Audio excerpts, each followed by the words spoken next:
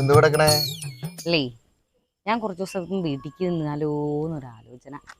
ആലോചിക്കണ്ട, പൊക്കോ. അപ്പൊ ഞാൻ പോയ ഏട്ടനോട് സങ്കടമില്ലേ? അല്ല, സങ്കടത്തിന്റെ ഇല്ലേ, കുട്ടി പൊക്കോളൂ. അല്ല, ഞാൻ പോയ ഏട്ടനപ്പൊ ബുദ്ധിമുട്ടാവില്ലേ? ബുദ്ധിമുട്ട് പോണ്ട. അപ്പൊ ഇവിടുന്ന് എങ്ങോട്ടും പോവാൻ പാടില്ല. ഞങ്ങളുടെ കാര്യങ്ങളൊക്കെ നോക്കിട്ട് ഇവിടെ ഇരിക്കണം അല്ലേ?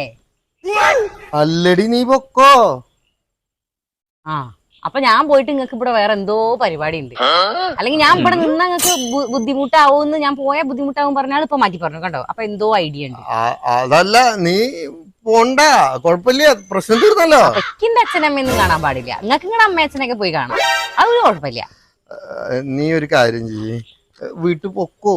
അച്ഛനമ്മയും കണ്ടിട്ട് ഒരു ആഴ്ച കഴിഞ്ഞ് വന്നാ മതി. എന്നിട്ട് വേണം നിങ്ങക്ക് ഇവിടെ ഞാൻ പോയിട്ട് വേണം എന്തൊക്കെയോ പരിപാടികൾ ഇവിടെ ചെയ്ത് ആകെ വൃത്തികേടാക്കി വെക്കാന്. വേറെ എന്തൊക്കെയോ അലമ്പ് പരിപാടിക്കുള്ള പരിപാടിയാണ്. ഈ ഒരു കാര്യം ചെയ്യോ? എന്താ? പോണ്ട.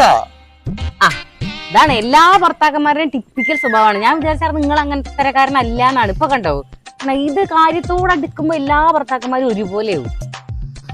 ഞാൻ പോണോ പോണ്ടേ? നീ ഒരു കാര്യം ചെയ്യേ, പൂവും വേണ്ട വരും വേണ്ട, ഇവിടെ നിൽക്കണല്ലോ, ഇവിടെ തന്നെ നിന്നോ. ഒരു കുഴപ്പമില്ല, അവിടെ നിന്നോ. അല്ല പിന്നെ